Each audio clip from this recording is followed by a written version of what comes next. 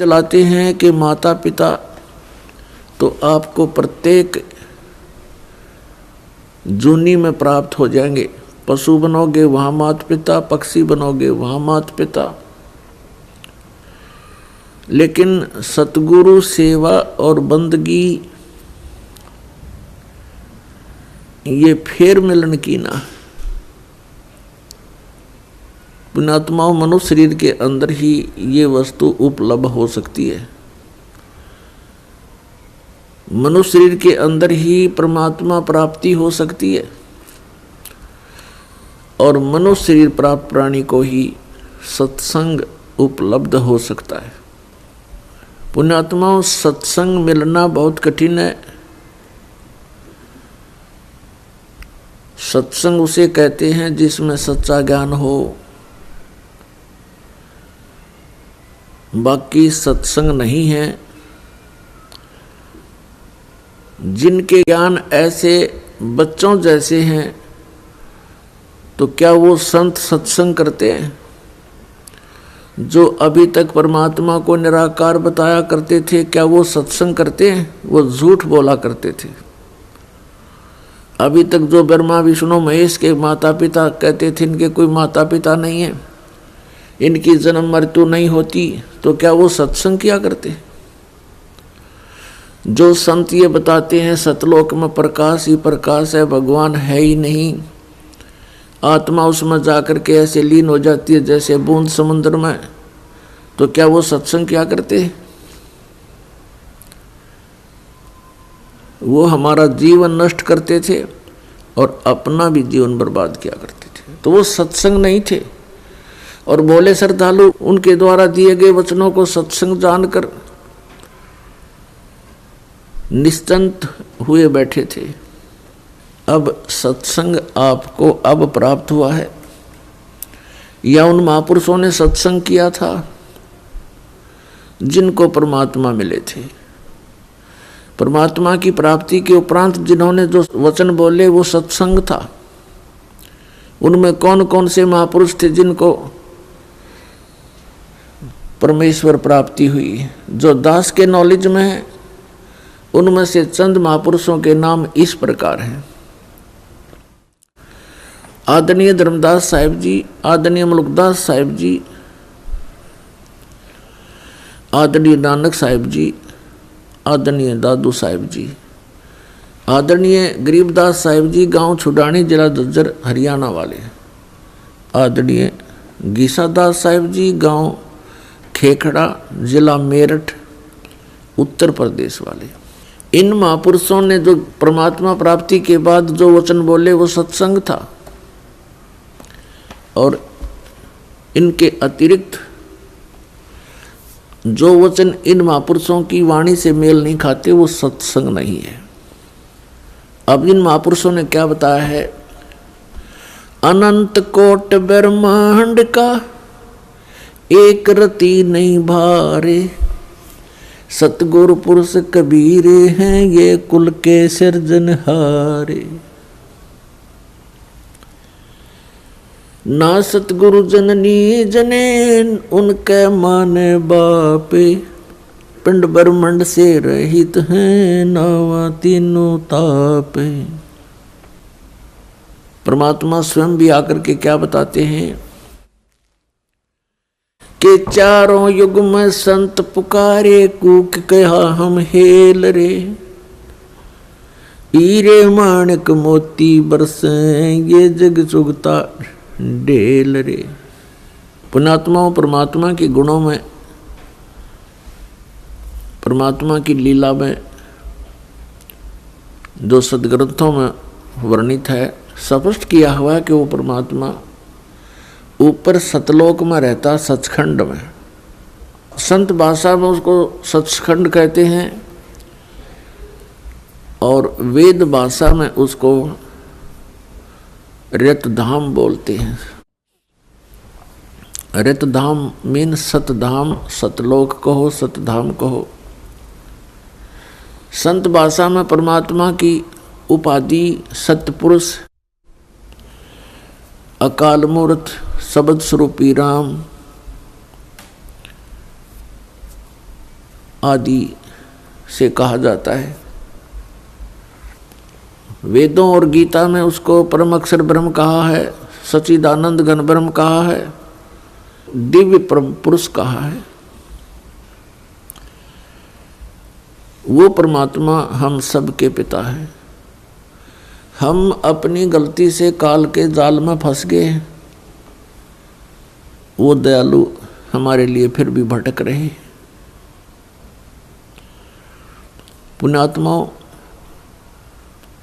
अब समय आ गया है, बहुत सतर्क होना पड़ेगा आपको। असंख्य जन्म हो गए आपको इस काल के लोक में कष्ट पर कष्ट उठाते हैं।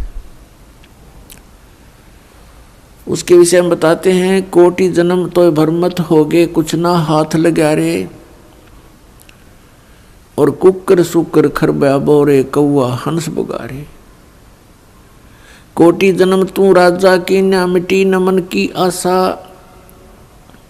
भिक्षुक ओ कह दर दर घूम लिया, ये मिला न निर्गुण रासा। इंद्र कुबेर ईश की पदवी, ब्रह्मा वर्ण धर्मराया। विष्णु नाथ के पुर को जाके तू फिर भी वापस आया। असंग जन्म तन मरत्या हो गए, जीवित क्यों ना मरे रे।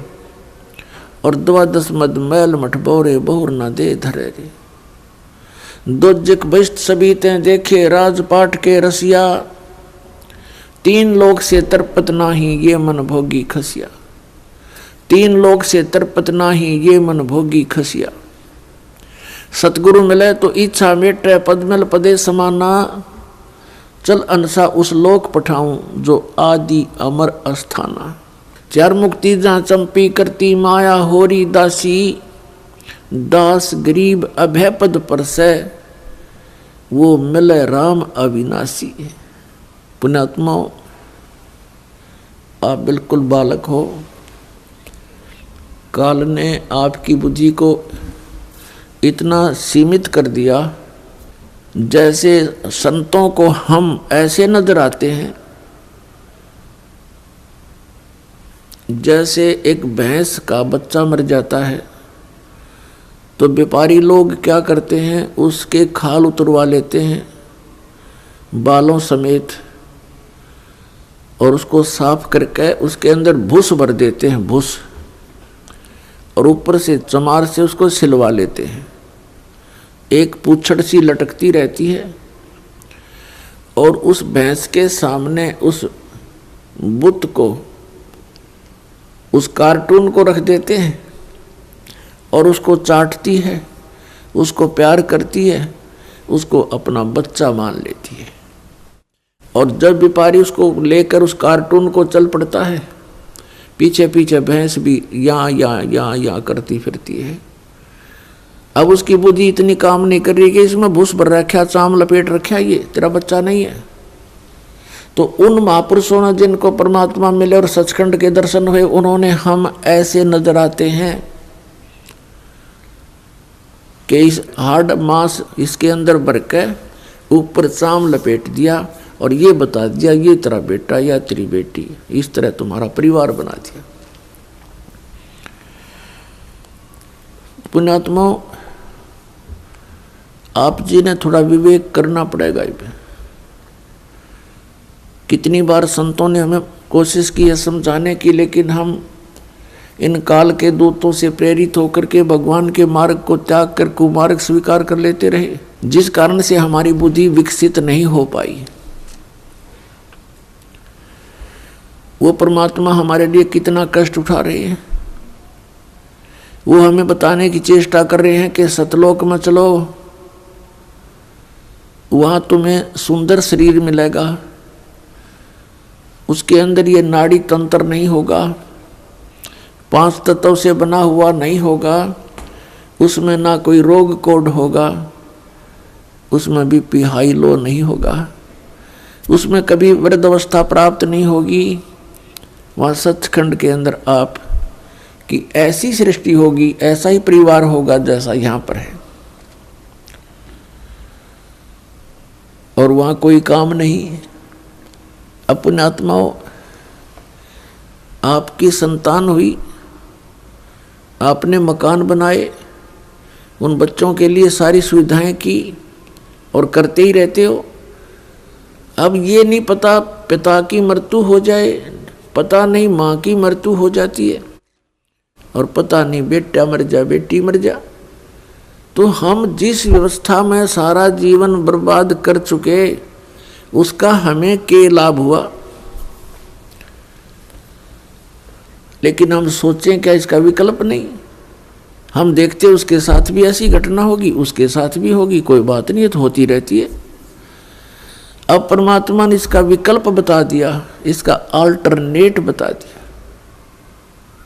कि जब तक तुम्हारे संस्कार हैं, परिवार में आप रहो, और वो भी भगवान की आत्मा है, आपके बेटा बेटी रूप में रोल करने आए हैं, माता पिता रोल के रूप में आए हैं, तो उनको एक विशेष प्यार देना, आपस में खींचातानी नहीं बढ़ावे।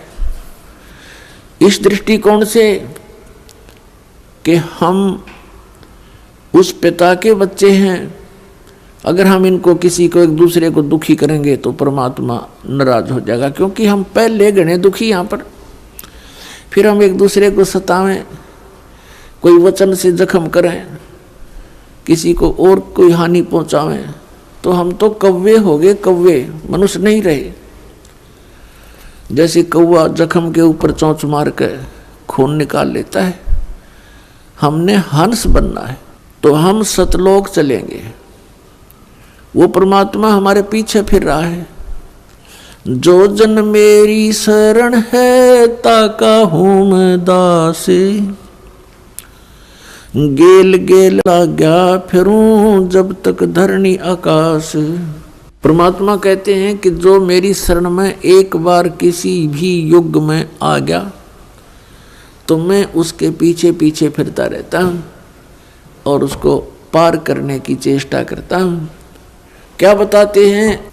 अनंत कोट बाजी जहाँ हम रचे सकल ब्रह्मंडे, कह कबीर मैं के करूं यू काल करे जीव खंड। कबीर साहब बताते हैं कि मैं इतना समर्थ हूँ, ये सभी ब्रह्मांड मैंने रचे, अनंत कोट बाजी जहाँ रचे सकल ब्रह्मांड, और कहे कबीर मैं क्या करूं ये काल करे जीव खंड।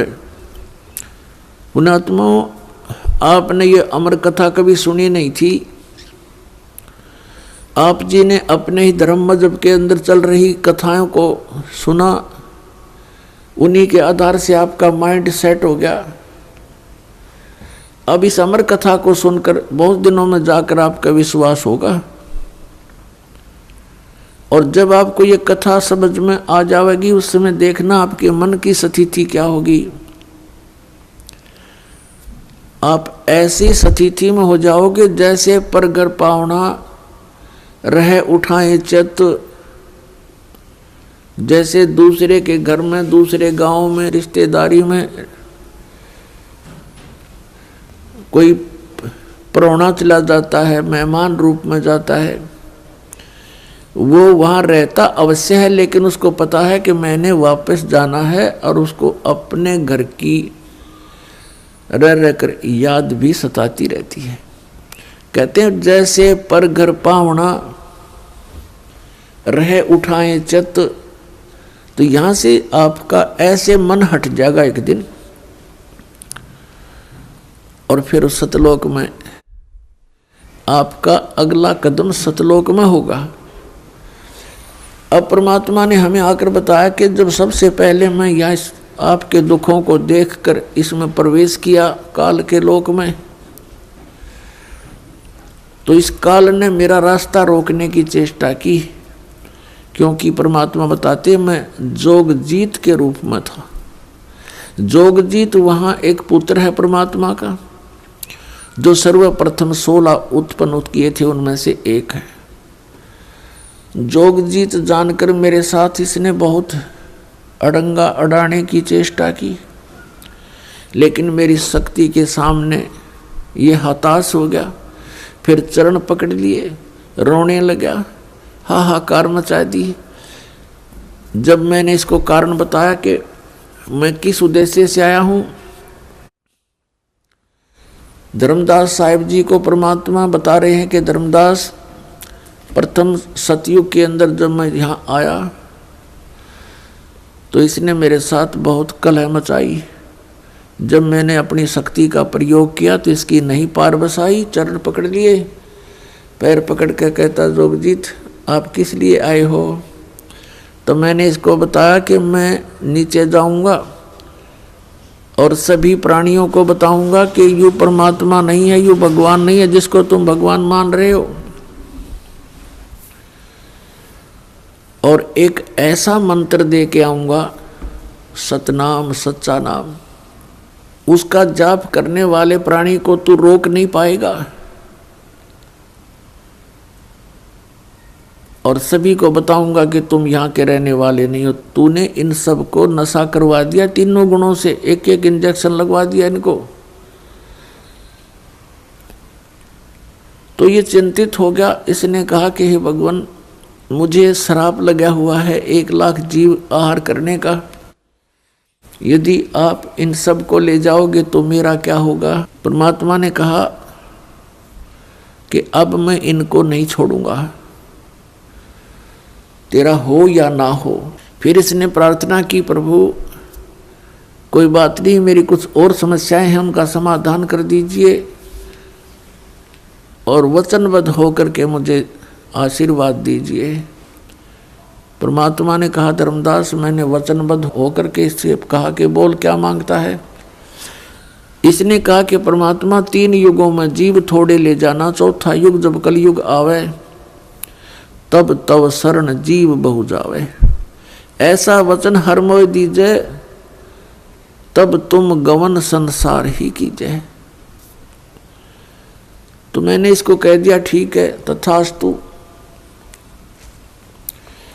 कि ऐसा ही होगा। फिर इसने एक प्रार्थना और की थी कि परमात्मा जबरदस्ती ना करना हे बड़े भाई, क्योंकि जोगजीत रूप में खड़े थे परमात्मा और ये भी उन्हीं का भाई है। परमात्मा से, कबीर से उत्पत्ति हुई इस काल की, ज्योति निरंजन की। और इसने कहा कि हे प्रभु, हे बड़े भाई, जबरदस्ती ना करना, जो आपके ज्ञान को स्वीकार करे वो आपका और हमारे ज्ञान को स्वीकार करे वो हमारा। आप ज्ञान दे करके अपना बनाना, बाई फोर्स ना करना, वो तो मालिक को पता। अब यहाँ प्रश्न उठता है पुण्यात्माओं बहुत सी, क्योंकि हमारे अंदर बहुत युगों से ये अज्ञान ठुका हुआ है, भरा हुआ है खचाखच। ये सच्चे ज्ञान को टिकने नहीं देता, ना जाने कितनी शंकाएं उत्पन्न होती हैं। एक शंका तो ये उत्पन्न होगी कि भाई भगवान ने जानी जान, कहते हैं परमात्मा जानी जान है, अंतर्यामी है, सर्वज्ञ है, फिर क्या उनको पता नहीं था ये ऐसे ऐसे वचन मांगेगा? इसको वचन ना देते सतयुग में ही हमें वापस ले जाते। तो ये तो पुण्यात्मा मन की बकवाद हैं, इस तरह के विचार जो जिसके अंदर आते हैं। हम सतलोक में रहा ही करते। यदि हम ऐसे टिकने वाले होते तो पहले ही ना वहीं रहा करते थे। आवश्यकता ही नहीं थी हमें यहाँ आने की, फिर भगवान को यहाँ दुख उठाने की हमारे लिए। परमात्मा को पता था कि सतयुग त्रेता द्वापर में ये प्राणी दुखी नहीं होता। पुण्यकर्मी प्राणियों को मनुष्य जीवन मिलता है सतयुग त्रेता द्वापर में, जिनके बहुत घने पुण्य होते हैं और वो सभी साधना भी करते हैं, मनमुखी साधना करते हैं, शास्त्र विधि त्याग कर भी साधना करते हैं। उनसे सिद्धियां प्राप्त अवश्य हो जाती हैं और उनके पूर्व प्रारब्ध कर्मों के आधार से, किस्मत में लिखे हुए पनों के आधार से उनको सुख होता है, शरीर स्वस्थ होता है। सतयुग में पिता से पहले पुत्र की मृत्यु नहीं होती, जो सबसे बड़ा जख्म होता है पिता के लिए। और पत्नी से पहले पति की मृत्यु नहीं होती, जो पत्नी के लिए बहुत बड़ा दुखदाई होता है। और बहुत लंबी आयु होती है, शरीर स्वस्थ रहता है, आहार बहुत ही अच्छा होता है। तो इस प्रकार जब पिछले पुण्यों से उसको लाभ होता रहता है, साधना गलत करता रहता है, पाप इकट्ठे होते जाते हैं, पुण्य अक्षीण होते रहते हैं, फिर उसका जन्म त्रेता में होता है।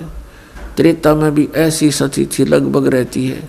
फिर द्वापर में होता है, हरे भरे वृक्ष होते हैं, सब जगह जंगल होते हैं, फलदार वृक्ष होते हैं, समय पर वर्षा होती है। तो इस प्रकार ये सोचता रहता है कि जो साधना पूजाएं मैं कर रहा हूँ इनसे मुझे लाभ हो रहा है, अज्ञानता के कारण।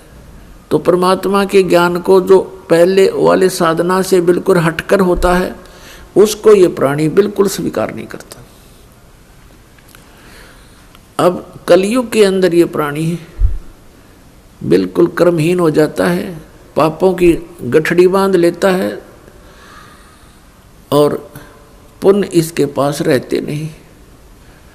ये साधनाएं भी करता है और लाभ कति होता नहीं, या तो नास्तिक हो जाता है या फिर दुख को भोग कर ही अपना जीवन पूरा करता है। और उन अज्ञानी संतों ऋषियों ने, उन्होंने सतयुग के अंदर जो साधनाएं की, अब उनको वो मार्ग मिला नहीं, यह सतनाम उनको प्राप्त हुआ नहीं जो पाप नाश करता है। और जिस कारण से उन्होंने अज्ञान सिद्धांत बनाकर समाज में प्रवेश कर दिया कि कर्म तो भोगना ही पड़ता है, प्रारब्ध में लिखा हुआ तो भोगना ही पड़ता है, इसको कोई चेंज नहीं कर सकता, इसमें कोई परिवर्तन नहीं हो सकता। तो पुण्यात्माओं, हम परमात्मा की खोज इसलिए करते हैं, परमात्मा को इसलिए खोजते हैं कि हमारे जीवन में कोई कष्ट आवे तो वो टल जावे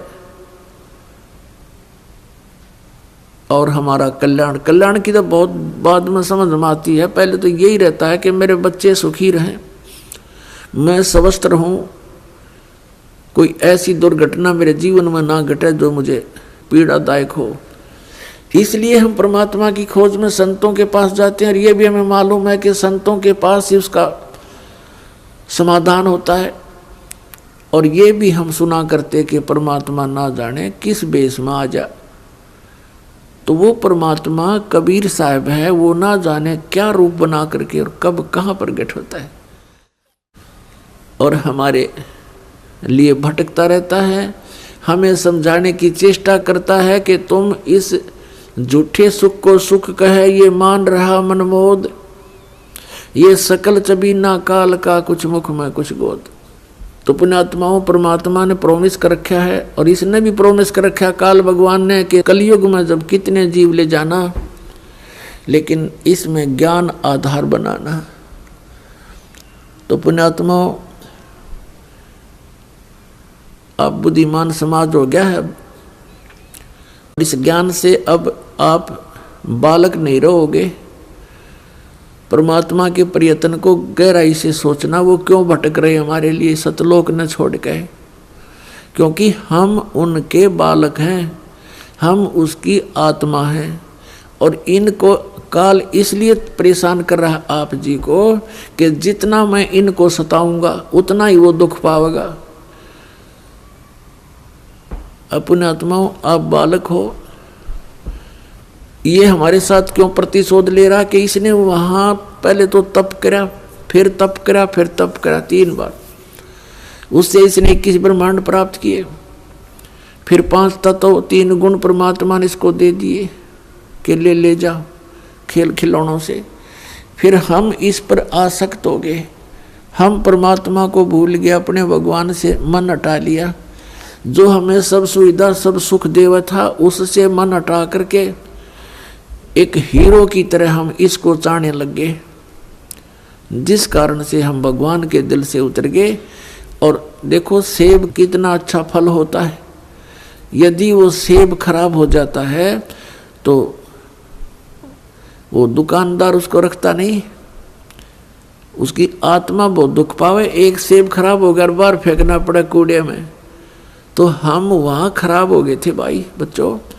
तो परमात्मा का आत्मा बड़ी दुख पाई कि ये औरों ने भी खराब करेंगे यहाँ पर, इसलिए हमें हमारी ही इच्छा से इनके साथ भेज दिया कि तुम जाओ फिर यहाँ से ले लो टिंडेस के साथ जाके। अब इसने फिर अलग ब्रह्मांड के अंदर परमात्मा ने व्यवस्था की, एक जिस आत्मा ने सबसे पहले स्वीकृति दी थी इस काल के साथ आने की, उसको एक लड़की रूप बनाया जिसको अब दुर्गा कहते हैं। उसके अंदर हम सभी को बीज रूप में भर दिया और उसको शब्द शक्ति दे दी कि बेटी तू जितने जीव कहे यू काल उत्पन्न कर देना, वचन से बोल देना, उतने प्रकट हो जाएंगे। पुण्यात्माओं, हम अज्ञान को सुन सुनकर स्थान स्थान पर हमारा माइंड, हमारा मन अड़ जाता है कि ये कैसे हो सकता है। जैसे एक समय ऋषि वाल्मीकि जी ने एक कुशा से डाब से पुत्र बना दिया था सीता के लिए और पालने में लुटा दिया बना करके। सीता जब कपड़े धोकर आई तो पुत्र को देखकर पूछा, पिताजी ये पुत्र किसका है? कि बेटी क्या बात, आपका नहीं है? कि मैं तो पुत्र को साथ लेकर गई थी कपड़े धोने के लिए। ऋषि जी ने सोचा था कि लड़की के बच्चे को कोई उठा ले गया है, जंगली जानवर रो मर जाएगी, इसलिए उसने एक लड़का उत्पन्न कर दिया है जिसका नाम कुश रखा और लव सीता से उत्पन्न हुआ था श्री राम के सहयोग से। तो कहने का भाव ये है कि उस ईश्वरीय शक्ति को थोड़ी बहुत संग्रह करके ये ऋषि लोग भी चमत्कार दिखा देते हैं, और वो तो परमात्मा के पास तो ये चमत्कार थोक के भाव के हैं। तो ये अलग ब्रह्मांड में जब रखा तो दुर्गा के साथ इसने दुर्व्यवहार करना चाहा। दुर्गा ने इसे बहुत प्रार्थना की कि मेरे से ये जुल्म ना कर, तू मेरे पास वचन शक्ति है, मैं जितने जीव तू कहेगा मैं उत्पन्न कर दूंगी। पिता ने वचन दे रखा, इसने नहीं माना, बकवाद करी, उसके साथ जोर जबरदस्ती करनी चाहिए तो लड़की ने उसके पेट में शरण ले ली सूक्ष्म रूप बना के। तब परमात्मा ने जोग जीत रूप में आके उस ब्रह्मांड में इसको कहा था कि आज से तुझे एक श्राप लग गया, 1 लाख मानव शरीरधारी प्राणी जीव खावेगा, 1.25 लाख उत्पन्न करेगा। और लड़की को उसके पेट से निकाल दिया, पेट चीर के हाथ से वचन से ऐसे नाखून मार दिया पेट पर और वचन से वो बाहर आ गई। फिर एज इट इज वचन से अपने आप जख्म भर गया। तो परमात्मा की शक्ति पुण्यात्माओं पर बल है। हम आध्यात्मिक मार्ग से कोसों दूर हो गए, इसलिए हमने इन परमात्मा की लीलाओं पर अविश्वास शीघ्र हो जाता है। लेकिन अब अविश्वास ना करके विश्वास पूर्ण करो। तो वहाँ क्या कहा, तब इसको आदेश सुना दिया कि तू निकल जा अपने 21 ब्रह्मांड लेकर यहाँ से। आदेश सुन ले पिताजी का और निकल जा यहाँ से 21 ब्रह्मांड समेत। इसने फिर बहुत हाथ जोड़े, पैर पकड़े, मेरे से गलती होगी, मुझे रख लो यहीं पर, मुझे दूर ना भेजो। लेकिन परमात्मा ने इसकी एक नहीं सुनी और इसको वहाँ से यहाँ फेंक दिया 16 शंख कोश की दूरी पर। नील पद्म शंख 16 शंख कोश, 1 कोश लगभग 3 किलोमीटर के आसपास होता है। इतनी दूरी पर आ गया ये सतलोक से इसका पूरा विमान 21 ब्रह्मांड का। तो इसने उसके बाद से परमात्मा से प्रतिशोध लेने के उद्देश्य से हमें या इतने दुख देता है कि एक पल भी चैन से ना टिक सके, सांस ना ले सके। अब देखते हो पुण्यात्मा, पशु पक्षी ये कितने कष्ट उठाते हैं। आप देखते हो मनुष्य जीवन में कोई सुखी है? इस झूठे सुख को सुख मान बैठे हैं हम, और परमात्मा हमें याद दिलाते हैं आकर के कि तुम काल के जाल में हो। आप जी को इसने मिसगाइड करके इतना ही सीमित कर दिया आपकी बुद्धि को, संतानों उत्पत्ति, कोठी कार लेना, सारा जीवन ये सोच करके बुढ़ापे में सुखी होऊंगा मैं, बुढ़ापे में मेरा जीवन ठीक कट जाएगा, बढ़िया कोठी बना दूं, बच्चों को सुखी कर दूं, गनाए धन बना दूं। अपने आत्मा बुढ़ापे तक, पहली तो ये बात है कि बुढ़ापे तक आप रहोगे कि ना रहोगे, वृद्धावस्था तक। और वृद्ध अवस्था होने के बाद फिर सुख कहाँ से? वृद्ध अवस्था में सपने में भी सुख नहीं है। तो हमारी सारी ही सोच इस टाइप की थी जो हमें केवल दुख दे सकती है, सुख नहीं। बुढ़ापे में कभी तो जाड़ पड़वानी, कभी आंख बनवानी, और कभी कोई बच्चा कुछ बोल रहा है, कोई पुत्र वधू कुछ कह रही है, कहीं पौत्र को कोई गड़बड़ होगी, कहीं पौत्री का गड़बड़ होगी, कोई देवता मर गया, कोई देवती मर गई। तो ये सब कष्ट उस व्यक्ति को होते हैं जो वृद्ध अवस्था प्राप्त कर चुका है। और सोचा नहीं होता बुढ़ापे में सुखी हो जाऊंगा, इब तो धंधा करके बच्चा न पाल पोष दूं। तो पुण्यात्मा बुढ़ापे में तो जिए जानेगा जिसा सुख होगा तुम्हें। तो इसलिए परमात्मा हमें याद दिलाते हैं कि जिस प्रोसेस में आप अपना सारा जीवन न्यौछावर किए बैठे हो, ये आपकी महाभूल है। इसके साथ साथ और भी कार्य आपका एक अनिवार्य है, वेरी इम्पोर्टेंट है। उसको तो आपने शुरू ही नहीं किया। अब जैसे हम देखा करते थे, बुजुर्ग आपस में बैठ कर बतलाया करते थे, क्या कहते थे, और भाई कुशल हो? तो वो कहता था मौज हो रही है, कत्ती ठाठ हो गए, 2 बेटे थे 2 बेटी, सबका विवाह कर दिया, पुत्र पर भी पुत्र हो गया, पुत्रियों पर भी पुत्र हो गए, और बस मेरा तो जीवन सफल हो गया। अब बेशक उठा ले भगवान मने, मुझे बेशक उठा ले परमात्मा, मेरा काम पूरा हो गया। अब इस तत्व ज्ञान की रोशनी में पता चला कि खाक पूरा हो गया तेरा समय, जीवन कहाँ से सफल हुआ? जीवन तो बर्बाद हो गया आपका। और जो कुछ भी आपको प्राप्त हुआ ये तो पूर्व प्रारब्ध में आपका लिखा हुआ था, आपका किया हुआ नहीं, आपका चाहा हुआ नहीं। जैसे संतान होते ही एक ऐसी हमारी मन में काल ने ऐसी प्रेरणा कर रखी है कि हे भगवान बच्चा हो और पुत्र हो, पहला पुत्र हो फिर पुत्री बेशक हो जा। ऐसी टेंडेंसी श्लोक वेद से हमारी बनी हुई है जो बिल्कुल व्यर्थ है। अब विवाह हुआ, प्रथम लड़की होगी, फिर सोचा ये भगवान दूसरा तो पुत्र होना चाहिए, दूसरी भी कन्या होगी, फिर कहा हे भगवान तीसरा तो पुत्र हो, तीसरी भी कन्या होगी, चौथी आशा पुत्र की थी, चौथी भी कन्या, पांचवी भी कन्या होगी।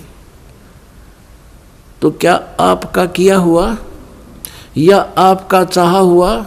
नहीं, जो आपकी किस्मत में था वही आपको मिला।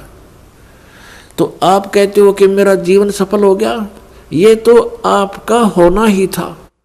आपने जो इस जीवन में एक इम्पोर्टेंट कार्य और करना था, अनिवार्य कार्य करना था, वो तो तुमने स्टार्ट भी ना किया। इसकी याद दिलाने के लिए परमात्मा सतलोक से आते हैं। यहाँ के भगवान और यहाँ के ये संत हमें केवल इस माया में ही डबोते हैं, इसी में डालते हैं, हमारे को बाहर निकाल नहीं सकते क्योंकि इनकी पावर नहीं। वो तो स्वयं आते हैं या अपने ही संत बना करके यहाँ भेजते हैं, अपनी भक्ति शक्ति से चार्ज करके भेज देते हैं, और फिर वो संत ये काम किया करते हैं। नहीं, आम संत की कोई औकात नहीं जो काल के सामने इस प्रकार का कोई कदम उठा ले। अब क्या बताते हैं परमात्मा,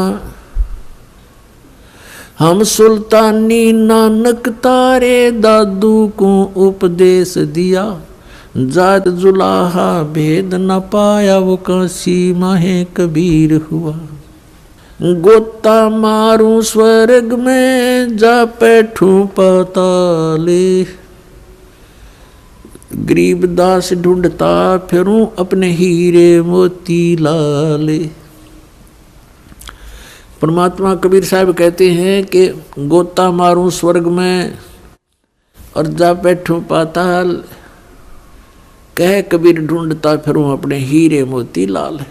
अब जैसे आपको कल सत्संग के अंदर दिखाया था, रूबरू करा था उन पवित्र सदग्रंथ वेदों से।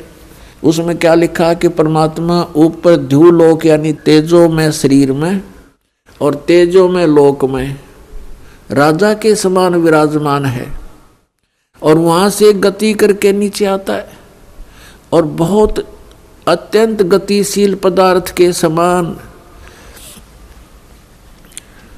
जैसे आकाशीय बिजली गिरती है नीचे बहुत स्पीड से, ऐसे परमात्मा सतलोक से गमन करके चल के यहाँ आते। तो वो परमात्मा अच्छी आत्माओं को मिलते हैं, उनको उपदेश करते हैं, तत्व ज्ञान से परिचित कराते हैं, अपने से परिचित कराते हैं। तो उन महापुरुषों ने जो ज्ञान दिया वो परमात्मा से प्राप्त ज्ञान दिया। उनमें से अब्राहिम सुल्तान अधम भी एक महापुरुष हैं। अब्राहिम सुल्तान अधम ये कौन थे? एक बल्ख नाम का शहर है, बल्ख बुखारा, इराक के अंदर, और वहाँ का एक अब्राहिम सुल्तान अदम नाम का एक मुसलमान बादशाह था। पूर्व जन्म के संस्कार से उसके इतने ठाठ कर रखे थे, भगवान ने 18 करोड़ घोड़े खरीद रखे थे। पुण्यात्माओं, जब तक इस प्राणी को तत्व ज्ञान नहीं होता, यहाँ के ये कंकर पत्थर जोड़ने में ही लगा रहता है। उसने कहते हैं 16,000 औरतें से विलास करता था, 18 करोड़ घोड़े। गांव में पहले यदि एक घोड़ा किसी के पास होता तो बहुत बड़ा वो वहाँ का ठाकुर माना जाता था, बड़ा रईस व्यक्ति माना जाता था जो घोड़े पर चलता था, एक घोड़े पे। जैसे आजकल तो जिसके पास कार है उसको बहुत अच्छा धनी मानते हैं, तो उस समय घोड़े से ही उसके धन को आज्ञा करते थे, काउंटिंग करते थे। तो इस प्रकार 18 करोड़ घोड़े उसके पास, और ऊंट 8 तक गिनती नहीं, बहुत गिने थे। कहने का भाव यह है कि सर्वसंपन्न राजा था, लेकिन पिछले संस्कार भी साथ होते हैं। अब वो चाहे कितने ही सुख को प्राप्त है, लेकिन परमात्मा की चाह आत्मा को फिर भी बनी होती है। एक दिन वो सो रहा था ऊपर अपने महल की छत पर, गर्मियों के दिन। परमात्मा कहते हैं सो चल सीधर मैं करूं अपने जन के काज। तो वहां कहीं पड़ोस में थोड़ी सी दूरी पर एक सत्संग हो रहा था। आप आरती, आप साजे, आप किंगर, आप बाजे, आप ताल झां जनकारा, आप नचाप देखण आ रहा। आप साधु संत बनकर उस राजा के महल से थोड़ी सी दूरी पर किसी गरीब के घर पर सत्संग कर रहे थे, ऊंची ऊंची आवाज में सुना सुना कर। और बात तेरे काम न आवे, संतों शरण लाग रे, के सोवे गफलत में बंदे, जाग जाग नर जाग रे, जाग जाग नर जाग रे। और बात तेरे काम न आवे, संतों शरण लाग रे, के सोवे गफलत में बंदे, जाग जाग नर जाग रे, जाग जाग नर जाग रे। तन सरायम जीव मुसाफिर, करता रहे दिमाग रे, तन सरायम जीव मुसाफिर, करता रहे दिमाग रे। रात बसेरा कर ले डेरा, चले सवेरा त्याग रे, चले सवेरा त्याग रे। और बात तेरे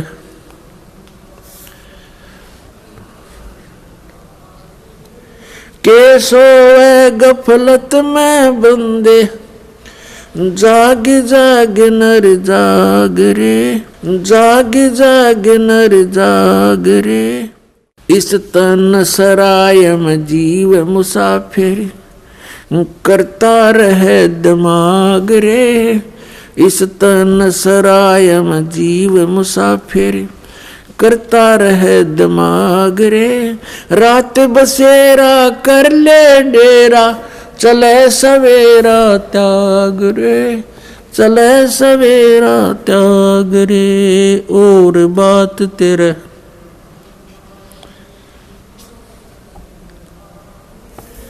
के सोए गफलत में बंदे जाग जाग नर जाग रे। उमदा चोला बण्या अमोला लगे दाग पे दाग रे। उमदा चोला बण्या अमोला लगे दाग पे दाग रे। 2 दिन की गुजरान जगत में क्यों जले बिरानी आग रे, जले बिरानी आग रे। अर सुमरे सो हंस कवावे ये कमी क्रोधी कागरे। अर सुमरे सो हंस कवावे कमी क्रोधी कागरे। बोरा न भर में विष के बन में चल बेगमपुरी बाग रे, चल बेगमपुरी बाग रे। और बात तेरे काम न आवे संतों शरण लाग रे। के सोवे गफलत में बंदे भाई शब्द सैन सतगुरु की पिछाणी पाया अटल सुहाग रे। शब्द सैन सतगुरु की पिछाणी पाया अटल सुहाग रे।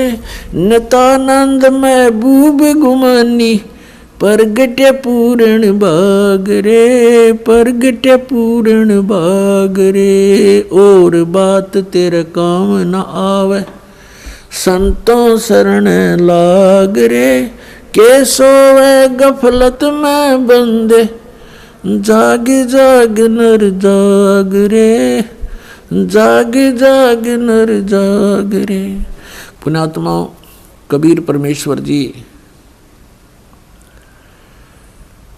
अपनी प्यारी आत्मा को काल के जाल से निकालने के लिए कितना संघर्ष करते हैं। उसके लिए परमात्मा ने ज्ञान को ही आधार बनाया है। अब्राहिम सुल्तान अधम बहुत ही अच्छी आत्मा का व्यक्ति था। परमात्मा की खोज में, अल्लाह की चाह में साधु संतों से बहुत प्यार करता था। उसको जहाँ भी कोई संत मिल जाता या किसी संत की महात्मा की वो चर्चा सुनता, या तो उसको अपने पास बुला लेता था या स्वयं दर्शनार्थ चला जाता था। अपने आत्माओं काल ने तो ऐसा कर रखा हमारे साथ, ये नकली संत, नकली पंथ और डुप्लीकेट ज्ञान सुना के कि इनको नास्तिक बना दूं। एक संत के ऊपर वो बहुत विश्वास किया करता था और वो अब्राहिम सुल्तान उस फकीर के पास बहुत ज़्यादा उसके पास जाता था या उसको अपने पास बुलाता था, खूब दक्षिणा दिया करता था और वो 1 नंबर का पाखंडी था। एक बार राजा ने, क्योंकि वो बहुत धनी व्यक्ति था, बहुत धनी राजा था, वो जूते जो होते हैं जूती पे पहना करते, पहले अब जूते कहने लग गए उन्हें। उन जूते होते थे, जो जूती थी, एक जूती की कीमत 1.25 लाख रुपए थी। उस समय का तो 1.25 करोड़ हो गए एक जूती की कीमत। उस जूतों के ऊपर हीरे, पन्ने, जवाहरात, मोती सब जगह उसमें गठे होते थे।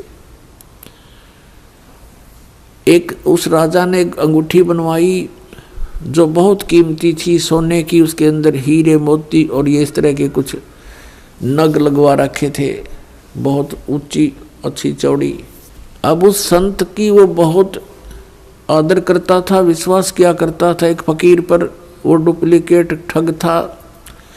उसने राजा की अंगूठी देखी, जूते तो मैं छुपा नहीं सकता, अंगूठी कैसे ले सकता हूँ।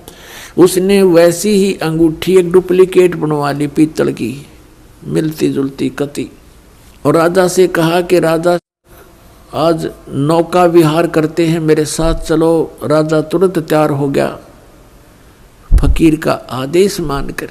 नाविक नौका चला रहा है, राजा और फकीर उसके ऊपर कुर्सी पर बैठे हैं। अब फकीर ने कहा कि राजन, ये अंगूठी कैसी बनवा ली, कैसी है, दिखाना मुझे। अंगूठी कब बनवाई? कि जी अभी बनवाई है, कुछ दिन हो गए, कई बार पहन ली, आपके ध्यान नहीं गया, देखो देखो निकाल कर। राजा ने कहा देखो देख लो, देखो ऐसी है। अब वो तो डुप्लीकेट था, उसने लेकर ऐसे और कहा, उसने क्या कहा कि हम फकीरों के क्या काम ये अंगूठी। अब वो ओरिजिनल पल देखता रहा और कहा देखो राजा, ये इधर क्यों जा रहा नाविक तू? तो राजा का ध्यान उधर हुआ, वह डुप्लीकेट निकाल ली, वह डाल ली, हाथ में ले ली और कहा राजन, अंगूठी तो बहुत अच्छी है, प्रसाद संतों के क्या काम की, जल में फेंक दी। अब राजा ने सोचा भाई बड़ा त्यागी विरागी महात्मा, इसको तो संसारिक धन से भी कोई लगाव नहीं है, और ज्यादा आस्था होगी इसमें। फिर खूब वो दान दे। राजा रोके नहीं, हमें क्या जरूरत है, हमें क्या जरूरत है, कोई नहीं, दे दे, हम लगा देंगे, इधर भंडारा कर देंगे। अब नाट्य भी ले। भोली आत्मा जो होती है वो श्रद्धालु, वो केवल अपने स्वभाव का ही प्रयोग करते हैं, सामने वाले की बकवादों पर ध्यान नहीं देते हैं। इसका दुरुपयोग किया इन लोगों ने, नकलियों ने। तो कुछ दिनों के बाद क्या हुआ, फकीर के और चेले की आपस में बिगड़ गई। जिसने अंगूठी बनवाई थी नकली, उनकी आपस में कहा सुनी होगी, बात बहुत बढ़ गई और चेला उससे अक्षुब्ध होकर के उसने मंत्री से संपर्क किया, राजा के मंत्री से, कि ऐसे ऐसे इसने राजा के साथ धोखा किया है, ये धोखेबाज ठग व्यक्ति है। वो अंगूठी जो इसने जल में फेंकी थी वो डुप्लीकेट थी, मैंने इसको बनवा कर दी थी, इसने मेरे से बनवाई थी। ये बात फकीर ने राजा के सामने डरते डरते कही कि कहीं राजा नाराज ना हो जा के साधु संतों के बारे में ऐसे नहीं बोलना चाहिए। राजा इतना विश्वास करता था कि पूछा, वजीर तेरे को किसने बताया है? वो चेला बुलाया कि इस चेले ने बताई है। उस चेले से कहा कि फकीर के बारे में ऐसी बातें करना बच्चा पाप लगता है। उसने कहा जी मैं कसम खाकर कहता हूँ ये निकम्मा आदमी है, ये भक्त नहीं है, संत नहीं है। राजा बड़ा विश्वासी था, उसने कहा कि देख ले भाई चेला राम, जया बात झूठी पागी तो तेरी गर्दन काट दूंगा। नो बोला जी बेस से काट दियो। राजा ने देखा कि बड़ा कॉन्फिडेंस से बात कर रहा है कि वो